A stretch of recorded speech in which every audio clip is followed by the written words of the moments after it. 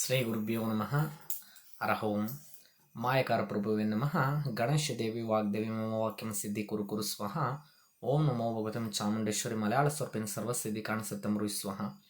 ಆರಾಧ ದೈವನಾಗಿರ್ತಕ್ಕಂಥ ಮಹಾಕಾಲ ಭೈರವ ಮಹಾಕಾಳಿನ ಮನದಲ್ಲಿ ನೆನೆತ ವಿದ್ಯಾಗುರುಗಳ ತಂದೆ ತಾಯಿಗಳ ಪಾದಾರವಿಂದಗಳಿಗೆ ನಮಸ್ಕರಿಸಿದ ಗುರು ಬಸವಾದಿ ಶರಣನ ಪಂಚಾಚರಣ ಮನದಲ್ಲಿ ನೆನೆತ ಈ ದಿನದ ವಿಶೇಷ ಏನಪ್ಪ ಅಂದರೆ, ಈಗ ಬರ್ತಕ್ಕಂತಹ ಜೂನ್ 1ನೇ ತಾರೀಕು ಭಾನುವಾರದ ದಿನ ಒಂದು ವಿಶೇಷ ದಿನ ಇರುತ್ತೆ. ಎಲ್ಲ ವ್ಯಕ್ತಿಗಳಿಗೂ ಸರ್ಪದೋಷ ಅಂತ ಹೇಳ್ತಾ ಇರ್ತಾರೆ. ಸರ್ಪದೋಷ ಪುನರ್ಜನ್ಮದ ಇತಿಹಾಸದ ಕರ್ಮದಿಂದಲೂ ಬರುತ್ತೆ. ತಾವು ಮಾಡಿರದ ಸರ್ಪದೇವತೆಗಳ ಸಂತತಿಗೆ ನಾಶ ಮಾಡಿರೋ ಕಾರಣದಿಂದಲೂ ಬರುತ್ತೆ. ಸರ್ಪ ಸೂಕ್ತದಿಂದ ಆಗಿರೋ ಸಂತತಿಯಿಂದ ಪ್ರಾಬ್ಲಮ್ ಆಗಿರೋರ್ಗೂ ಸಹ ಬರ್ತಾ ಹೋಗುತ್ತೆ. ಇದರಲ್ಲಿ ಬರ್ತಕ್ಕಂತಹ ಪೂರ್ಣ ಕಾಳ ಸರ್ಪದೋಷ 12 ಥರ, ಅಪೂರ್ಣ ಕಾಳ ಸರ್ಪದೋಷ 7 ಥರ, ಮಂಗಳ ದೋಷ ಇಟ್ ಮೀನ್ಸ್ ಕೇತುಭೂತ ದೋಷ, ರಾಹು ಕೇತು ಸಂಬಂಧ, ಕುಜರಾಹು ಸಂಬಂಧ ಮತ್ತು ಈ ಥರದಲ್ಲಿ ಸರ್ಪದೋಷಗಳು ಅಂತಕ್ಕಂಥದ್ದು ಇರುತ್ತೆ. ಈ ಸರ್ಪದೋಷಗಳು ಒಂದೊಂದು ನಿರ್ಣಯಗಳಿಗೂ ಒಂದೊಂದು ವಿಶೇಷತೆಗಳಿರುತ್ತೆ. ಸರ್ಪದೋಷಗಳು ಯಾವ್ಯಾವ ಒಂದೊಂದು ಥರದಲ್ಲೂ ಬಂದಿರುತ್ತೆ. ಸರ್ಪದೋಷಗಳಲ್ಲಿ ಯಾವ್ಯಾವ ನಿರ್ಣಯ ಇರುತ್ತೆ ಅದು ಜಾತಕದಲ್ಲಿ ಪರಿಶೀಲನೆ ಮಾಡ್ಕೋಬೇಕು. ಎಲ್ಲ ಒಂದೇ ದೋಷನ ಪರಿಹಾರ ಮಾಡಿಬಿಟ್ರೆ ಒಂದೇ ಥರ ಪರಿಹಾರ ಆಗ್ಬಿಡುತ್ತೆ ಅನ್ನೋ ನಿರ್ಣಯ ಅಂದ್ಕೋಬೇಡಿ. ಕಾರಣ ಸರ್ಪದೋಷಗಳಲ್ಲಿ ವಿಶೇಷತೆ ಇರುತ್ತೆ. ಅದು ಆಕ್ಟಿವ್ ಇದೆಯಾ ಆಕ್ಟಿವ್ ಇಲ್ವಾ, ಸರ್ಪದೋಷಗಳಿಂದ ಸರ್ಪದೇವತೆಗಳಿಂದ ನಮಗೆ ಕಾಡಾಟ ಇದೆಯಾ ಇಲ್ವಾ, ಎಲ್ಲ ಟೈಮ್ಸಲ್ಲೂ ಸರ್ಪದೋಷಗಳು ಮನುಷ್ಯನ ಮೇಲೆ ಅಡ್ಡ ಪರಿಣಾಮ ಬರಲ್ಲ. ಒಂದು ವಿದ್ಯಾಭ್ಯಾಸಕ್ಕೆ ಅಡ್ಡಿ, ಎರಡನೇದು ಸಂತಾನಕ್ಕೆ ಅಡ್ಡಿ, ವಂಶಕೃತಕ್ಕೆ ಅಡ್ಡಿ ಮತ್ತು ಯಾವುದೇ ಸಾಂದರ್ಭಿಕವಾಗಿ ತನ್ನ ಉದ್ಯೋಗ ಅವಕಾಶಗಳಲ್ಲಿ ಅಡ್ಡಿ ಬರೋದು ಮತ್ತು ಡಿಫೆನ್ಸ್ ವಿಚಾರಕ್ಕೆ ಸಂಬಂಧಪಟ್ಟಂಗೆ ಅಡ್ಡಿ ಬರ್ತಕ್ಕಂಥದ್ದು, ತನ್ನ ಅಂಡರ್ಸ್ಟ್ಯಾಂಡಿಂಗ್ ಬರ್ತಿಲ್ಲ ಅನ್ನೋ ಕಾರಣದಿಂದ ಬರೋದು, ಈ ಥರದಲ್ಲಿ ಸರ್ಪದೋಷ ಇರುತ್ತೆ.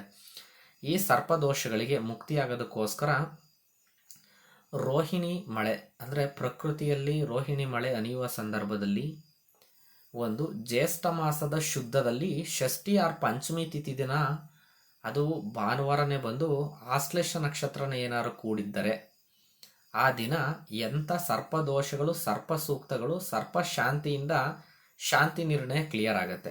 ಇದಕ್ಕೆ ಏನು ಮಾಡ್ಕೋಬೇಕು?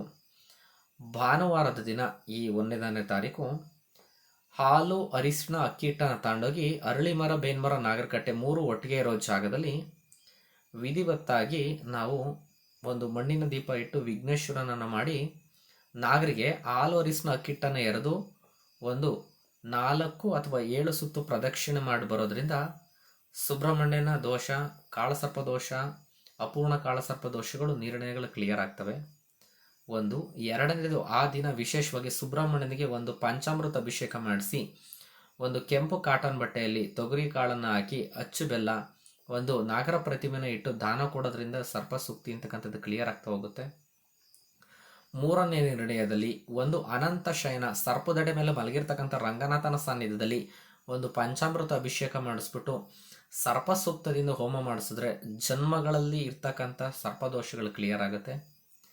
ನಾಗಲಿಂಗೇಶ್ವರನ ಶಿವನ ಸಾನ್ನಿಧ್ಯಗಳಲ್ಲಿ ಹೋಗ್ಬಿಟ್ಟು ಶಿವನಿಗೆ ಜಲಾಭಿಷೇಕ ಭಸ್ಮಾರ್ಚನೆ ಮಾಡಿಸಿ ಆ ಶಿವನ ಸಾನ್ನಿಧ್ಯದಲ್ಲಿ ಇರ್ತಕ್ಕಂಥ ನಿಯರೆಸ್ಟಲ್ಲಿ ನಾಗಲಿಂಗೇಶ್ವರನಿಗೆ ಒಂದು ವಿಶೇಷವಾಗಿ ಒಂದು ಹಾಲನ್ನು ಎರೆದು ಪೂಜೆ ಮಾಡ್ಕೊಂಡು ಬರೋದ್ರಿಂದಲೂ ಕರ್ಮಗಳು, ಯಾವ ಕರ್ಮದಲ್ಲಿ ಬಂದಿರತಕ್ಕಂಥ ಸರ್ಪದೋಷಗಳು, ಪುನರ್ಜನ್ಮದ ಕರ್ಮಗಳು ಎಲ್ಲ ಕ್ಲಿಯರ್ ಆಗ್ತಾ ಹೋಗುತ್ತೆ. ಇದನ್ನು 1ನೇ ತಾರೀಕಿನ ದಿನ ವಿಶೇಷವಾಗಿ ಆಶ್ಲೇಷ ನಕ್ಷತ್ರ ಇದೆ, ಆ ದಿನ ಆದಷ್ಟು ಮಾಡಿಸ್ಕೊಳ್ಳಿ. ಯಾರ್ಯಾರು ಸರ್ಪದೋಷದಿಂದ ವಿವಾಹ ವಿಳಂಬನೆಯಾಗಿದೆ, ಉದ್ಯೋಗದ ಅವಕಾಶಗಳು ತೊಂದರೆ ಆಗಿದೆ ಮತ್ತು ವಿದ್ಯಾಭ್ಯಾಸದಲ್ಲಿ ಅಡ್ಡಿಯಾಗಿದೆ ಮತ್ತು ಇರೋ ಪ್ರಕಾರ ದಾಂಪತ್ಯ ಜೀವನದಲ್ಲಿ ಸದೃಢತೆ ಬರ್ತಿಲ್ಲ, ಈ ಎಲ್ಲ ದೋಷಗಳಿಂದಲೂ ಮುಕ್ತಿ ಆ 1ನೇ ತಾರೀಕಿದೆ, ಮಾಡಿಸ್ಕೊಳ್ಳಿ. ಧನ್ಯವಾದ.